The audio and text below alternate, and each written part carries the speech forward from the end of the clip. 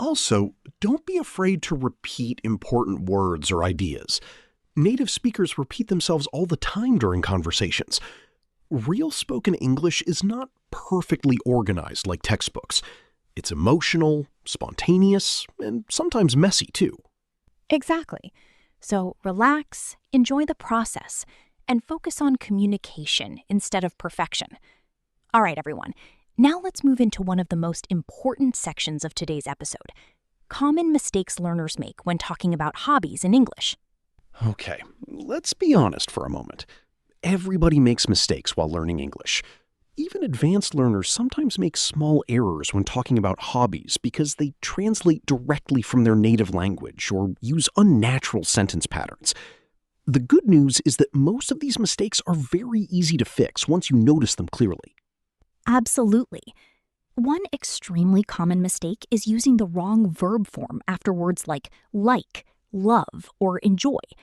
For example, many learners say, I enjoy to play football. But in natural English, after enjoy, we usually use the ing form. So the correct sentence is, I enjoy playing football. That small grammar change makes a huge difference. Another common mistake is giving extremely short answers. For example, somebody asks, "What are your hobbies?" And the learner simply says, "Gaming." Technically, people understand the meaning, but it doesn't sound conversational. A much better answer would be, "I'm really into gaming, especially online multiplayer games, because I enjoy playing with friends." All right, everyone. Now let's talk about practical, real-life situations where hobbies become important conversation topics. One very common situation is meeting new people for the first time. Maybe you're studying abroad, joining a new workplace, traveling, or speaking with international friends online. In these situations, hobbies are one of the easiest and safest conversation topics because they help people feel comfortable quickly. Yes, and hobbies can actually help build friendships too. Imagine someone says, I love football, and you also love football.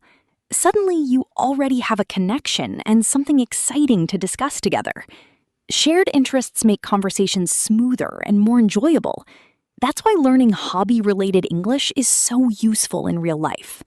Another thing learners should practice is sounding interested and enthusiastic while speaking. Compare these two answers. First answer, I like movies. Second answer, I absolutely love watching movies, especially action and science fiction films. The second answer sounds more energetic and expressive. Your tone and word choice change the feeling of the conversation completely. That's true. Words like really, absolutely, honestly, and actually make your speech feel more natural and emotional. For example, I actually spend a lot of time drawing, or I honestly love going for long walks in the evening. These small words help your English sound more conversational and human. Another important thing is learning natural collocations. Collocations are words that naturally go together in English. For example, we say play football, go hiking, do yoga, and watch movies. These combinations are extremely important because they make your English sound smoother and more native-like. Exactly.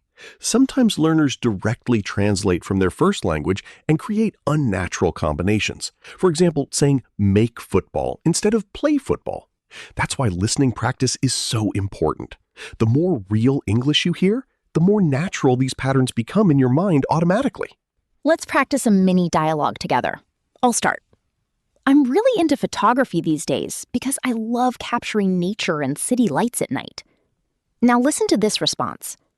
Wow, that sounds creative. Do you usually take pictures professionally or just for fun? Notice how the second speaker reacts naturally before asking a question. That reaction step is very important. If you immediately ask another question without reacting, conversations can sometimes feel cold or mechanical. Even simple reactions like, that's cool, nice, or that sounds fun, make conversations feel more friendly and comfortable. Listeners, here's a fun challenge. Think about one hobby you loved as a child and one hobby you enjoy now. Try describing both in English. You could say something like, When I was younger, I loved drawing cartoons. But these days, I spend more time reading books and listening to podcasts. Talking about change over time makes your English sound more advanced and natural. And remember, you don't need to speak very fast to sound fluent. Many learners try to speak quickly because they think fast English sounds better. But actually, clear and confident speaking is much more important. Take your time, organize your thoughts, and focus on expressing yourself naturally. Exactly. And listeners should also notice how simple the grammar is. You do not need complicated vocabulary to sound natural. Many learners think advanced English means using difficult words all the time. But actually, natural English is usually clear, simple, and expressive. Confidence and connection are more important than sounding overly academic. Let's talk about formal and informal expressions too, because context matters. In casual conversations, people often say things like, "I'm into gaming," or "I'm obsessed with football lately."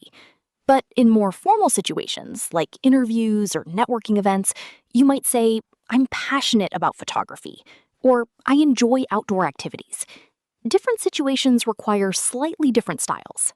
That's true. And learners should practice both styles because you never know where English conversations will happen. Maybe you're chatting casually with friends one day, and the next day you're speaking English during a professional meeting. Flexibility is very important when learning a language. All right, listeners, here's another speaking challenge for you. Imagine you meet someone at an international event, and they ask, "What do you usually do in your free time?" Try answering with at least 4 sentences. Introduce your hobby, explain why you enjoy it, mention when you do it, and maybe even include a small personal story. And if you want extra practice, write your answer in the comments too. The more you use English actively, the more natural it becomes over time.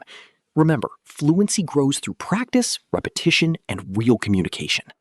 Let's compare 2 answers so listeners can really feel the difference. First answer, my hobby is music. That's okay, but it's very short and closed. Second answer, I'm really into music, especially soft rock and acoustic songs. I usually listen while working or driving because it helps me relax. That answer sounds alive. It gives emotion, detail, and personality. And honestly, details make conversations easier because they give the other person something to respond to. If you mention acoustic music, maybe the other person asks about your favorite singer. If you mention driving, maybe they ask where you usually travel.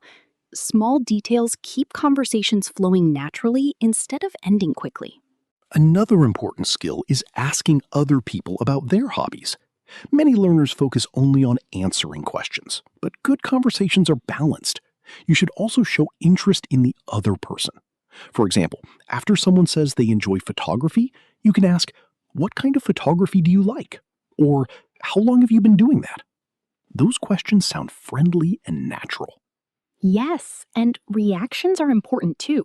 Native speakers often react before asking another question. They say things like, "That sounds really fun," "Wow, that's interesting," or "I've always wanted to try that."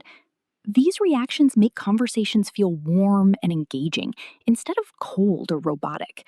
Remember, communication is emotional, not just grammatical. Let's do a small conversation example together.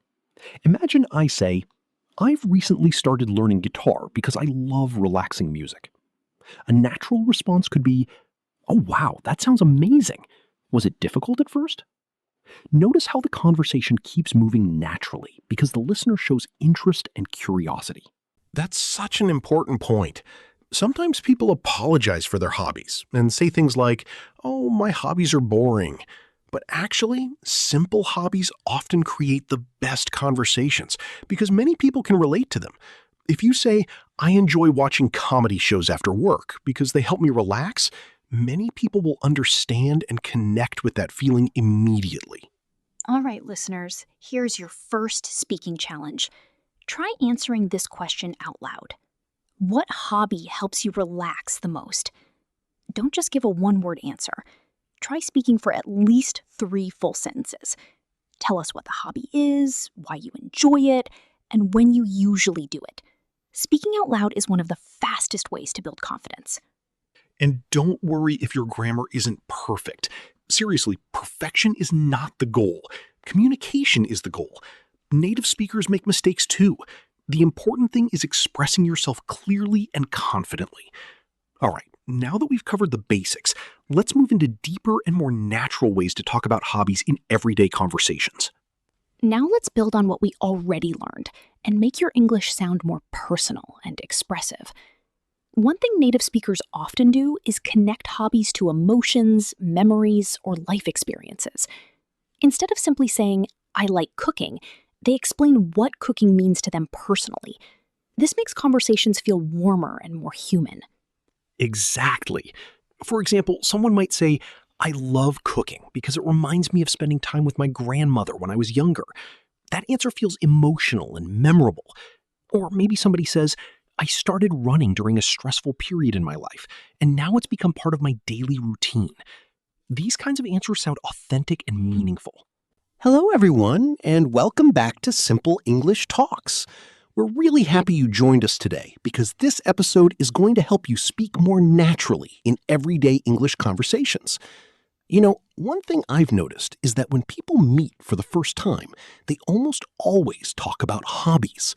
It's one of the easiest and friendliest ways to start a conversation. So today, we're going to help you feel more confident when talking about the things you enjoy doing in your free time. That's so true. I think hobbies are a wonderful conversation topic because everybody has something they enjoy, even if it's something simple like listening to music, watching movies, cooking, or going for walks. And honestly, when people talk about their hobbies, their personality starts to shine. You can hear excitement in their voice, and conversations suddenly become more relaxed and natural. That's exactly what we want to help our listeners do today. Absolutely. Sometimes English learners know basic vocabulary, but they don't know how to continue the conversation naturally. For example, somebody asks, "What are your hobbies?" And the learner says, "Football." Then the conversation suddenly becomes silent. So today, we're going to teach you how to give longer, more interesting answers, how to ask follow-up questions, and how to sound more confident and friendly while speaking English. And we'll also show you how native speakers actually talk in real life, because real conversations are usually very different from textbook English. We'll cover useful phrases, common mistakes, natural reactions, and even some funny examples too. By the end of this episode, you'll know how to speak about your hobbies in a way that sounds smooth and conversational, instead of robotic or memorized. Before we start, we'd love to hear from you. What's your favorite hobby right now? Maybe you love gaming, photography, football, cooking, reading, traveling, or even learning languages. Try writing your answer in the comments using full English sentences, because writing practice is also a great way to improve your speaking skills little by little.